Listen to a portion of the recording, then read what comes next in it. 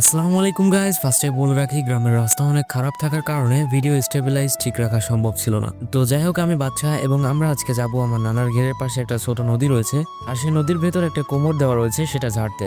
কোমর কি সেটা হয়তো আপনারা অনেকেই না জেনে থাকবেন, তো সেখানে গেলেই বুঝতে পারবেন। সেখানে যাচ্ছি মূলত আমি, আমার খালু, আমার খালাতো ভাই এবং আমার নানা। তো আমরা অলরেডি চলে এসেছি, তাই একে একে আমরা সবাই নেমে পড়লাম। এই রাস্তা দিয়ে যেতে হয় আমার নানার ঘেরে। ভিডিওটা শুট করা হয়েছে অনেকদিন আগে, ঈদের পরপরই, কিন্তু সময় না থাকার কারণে ভিডিওটা এডিটিং করতে পারিনি, যার কারণে আপলোড করতে একটু দেরি হয়েছে। আপনারা যারা ইউটিউবে আমাকে ফলো করেন তারা হয়তো জানেন আমার ছোট ছোট আরো 2টা চ্যানেল রয়েছে, যার কারণে আমি ঠিকঠাক মতো ভিডিও আপলোড করতে পারি না।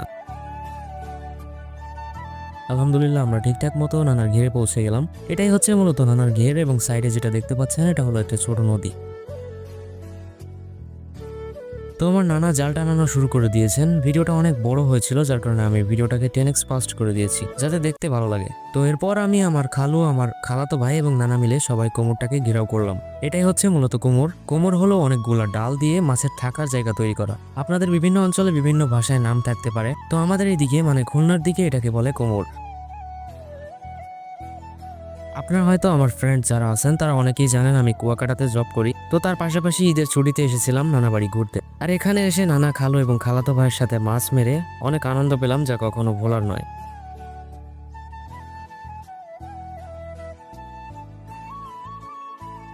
তো ঘেরাও করার পর আমরা ডালগুলোকে বাইরে ফেলতে লাগলাম। এখানে অনেক ডাল ছিল, যেগুলো বেশিরভাগই বড়ই, বাবলা এবং খই গাছের ডাল।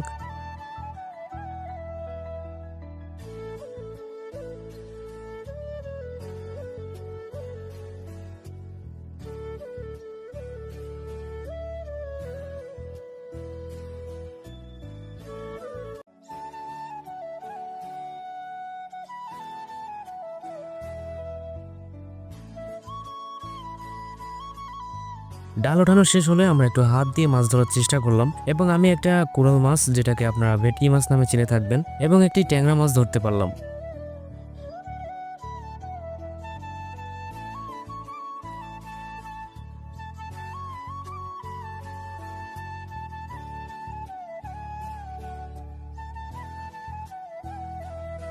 এবং আমার খালাতো ভাইয়ের পরপরই কিছু বাগদা চিংড়ি ধরতে সক্ষম হয়, এবং তারপর আমি আবার একটা বড় সাইজের তেলাপিয়া এবং চিত্রা মাছ ধরতে পারি।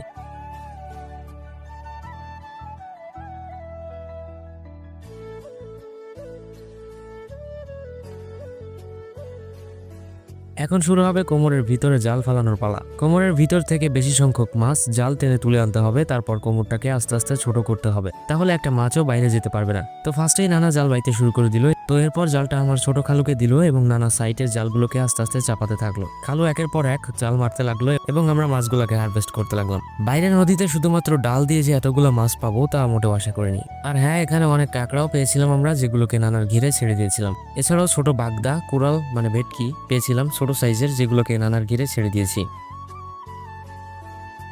তো অলরেডি এখানে জাল মারা শেষ, এখন জাল গোছানোর পালা। তো নানা এবং খালু জাল গোছানোর জন্য তৈরি, এবং আমরা এই সময় কাঁকড়া বাঁধছিলাম। আমরা এখানে 2টা বড় সাইজের কাঁকড়া পেয়েছিলাম। কাঁকড়ার এই ভিডিওটা নেওয়ার কেউ ছিল না, এজন্য কাঁকড়ার ভিডিওটা দেখাতে পারলাম না। এখানে আমরা মাছ পেয়েছি ট্যাংরা, বাগদা, তেলাপিয়া, ফাইসা, ভেটকি, একটা ছোট সাইজের ভাঙ্গানো পেয়েছিলাম, এবং কাঁকড়া। তো সর্বশেষ জাল গোছানো শেষ। এখন আমরা এই পরিমাণ মাছ বাইরের এই ছোট নদী থেকে হারভেস্টিং করতে পেরেছি।